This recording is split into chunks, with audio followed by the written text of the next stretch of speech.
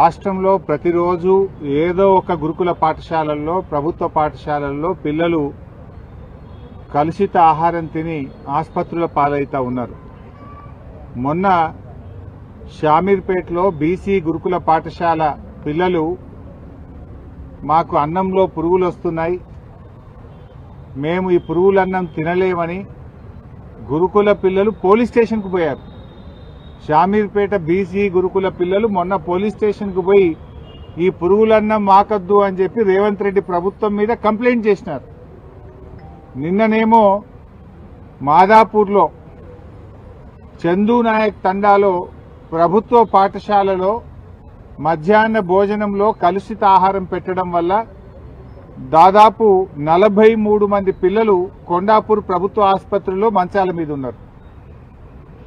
ఈరోజు చూస్తేనేమో బాగ్లింగంపల్లిలో ముషీరాబాద్ నియోజకవర్గము బాగ్లింగంపల్లిలో ఉన్న మైనారిటీ గురుకుల పాఠశాల విద్యార్థులు కలుషిత ఆహారం తిని దాదాపు 90 మంది ఆసుపత్రుల్లో పాలయ్యారు. కొంతమంది నీలోఫర్ హాస్పిటల్లో ఉన్నారు, కొంతమంది కింగ్ కోటి ఆసుపత్రుల్లో ఉన్నారు, ఇంకా కొంతమంది ప్రైవేట్ ఆసుపత్రులకు వెళ్లారు. ఇలా ఎక్కడ చూసినా పిల్లలు ఆసుపత్రుల పాలవుతున్నటువంటి పరిస్థితి ఉన్నది. రేవంత్ రెడ్డి ఏమో విజన్ 2047 అని డబ్బా కొట్టుకుంటుండు, సంకలు గుద్దుకుంటుండు. ఇది విజన్ 2047 కాదు, పాయిజన్ 2047 అయిపోయింది. ఇది విజన్ 2047 కాదు, పాయిజన్ 2047. ఎందుకంటే ప్రతిరోజు రాష్ట్రంలో ఏదో ఒక మూలల కలుషిత ఆహారంతో మంచాల మీద పడ్డ పిల్లలే కనబడతా ఉన్నారు. పాయిజన్తో ఇవాళ పిల్లలు ఆసుపత్రుల పాలవుతున్నారు. ఇప్పుడు గౌరవ ఎమ్మెల్యేలు నేను కొంతమందిని పరామర్శిస్తే మంచిగా అయినాక మరి ఏడిపోతావు బిడ్డ అంటే నేను పోను, హాస్టల్కి పోను ఇంటికే పోతా అంటారు పిల్లలు. నేను ఇంటికే పోతా, ఇక పోను గవర్నమెంట్ హాస్టల్కు అని పిల్లలు వణుకుతున్నారు, భయపడుతున్నారు. రేవంత్ రెడ్డి గారు నువ్వు తెలంగాణ రైజింగ్ అని డబ్బులు కొడుతున్నావు.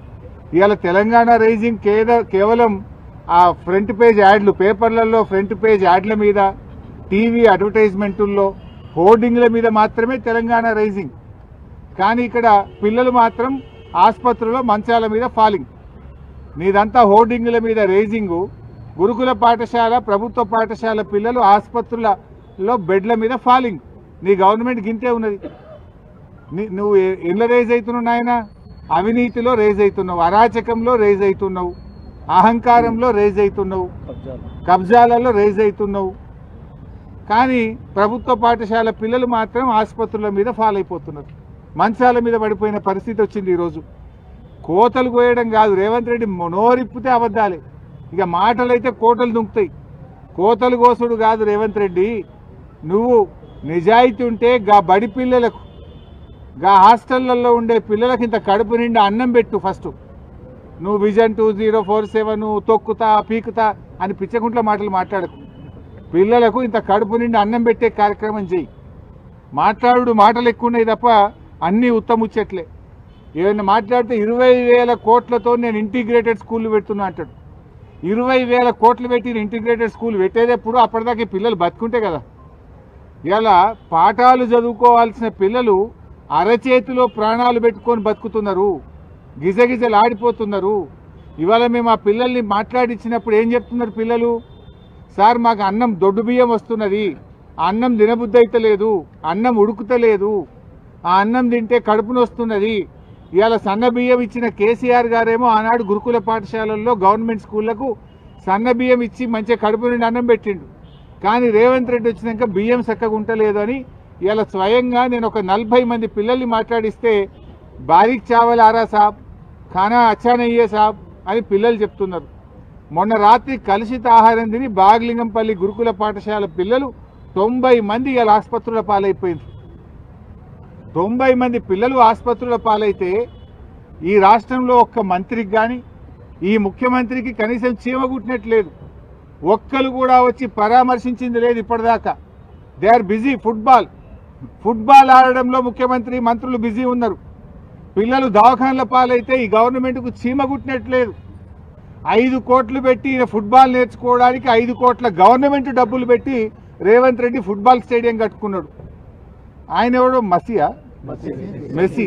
ఆ మెస్సీ వస్తాడట. మెస్సీతో ఫుట్బాల్ ఆడడానికి ఈ మేస్త్రి ఈ మెస్సీతో ఈ మేస్త్రి ఫుట్బాల్ ఆడడానికి సింగరేణి పైసలు, బడా బడా కంపెనీల మీద ఒత్తిడి పెట్టి 100 కోట్ల రూపాయలు ఖర్చు పెట్టి ఈయన ఫుట్బాల్ షోకు తీర్చుకుంటుండు. ఆ 100 కోట్లతోని ఓ మంచి హాస్టల్ కట్టు, పిల్లలకు కడుపు నిండా అన్నం పెట్టు, ఓ స్కూల్ కట్టు.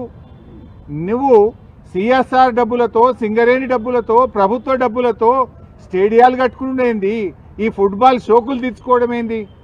ఇవాళ అక్కడ కొండాపూర్ హాస్పిటల్లో పిల్లలు ఉన్నారు, అదేదో ఒక ప్రైవేట్ ఆసుపత్రుల్లో పిల్లలు ఉన్నారు, నీలోఫర్లో పిల్లలు ఉన్నారు, కోటి ఆసుపత్రిలో మంచాల మీద పిల్లలు ఉన్నారు.